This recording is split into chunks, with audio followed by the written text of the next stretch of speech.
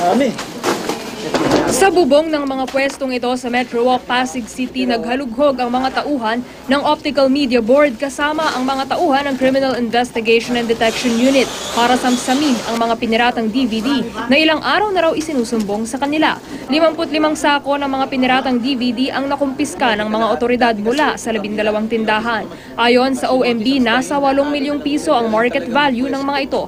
Wala munang hinuli sa mga nagtitinda ng mga iligal na produkto pero binigyan sila ng babala ni OMB Chairman Ronnie Riquez. It pains me to see them na mawawala ng hanap buhay pero illegal to lahat. So we have to go back again. Sabi nga, babalik ako next week, kausapin ko sila para ipaliwanag yung mga dapat nilang sundin at dapat na itigil na itong ganitong pagbibenta.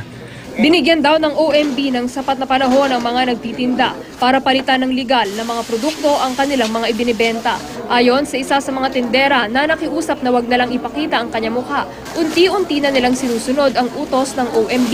Ito yung pinaka-accessible para sa amin. Madali yung kapital, madali yung ano. So, kaya ganun po. Nahihirapan kami magbago ng paninda. Of course. Opo. Bukas po kami. In fact, lahat naman kami gusto namin. Sino ba naman namin gustong ganito? Yung mawala yung paninda mo. Ilan sa mga nakumpiskang pirated DVDs locally produced o dito lang din sa bansa ginawa. Pero marami ang galing China. Bukod sa mga nagtitinda, makikipagpulong din daw ang OMB sa Bureau of Customs para pag-usapan ang kampanya kontra piracy.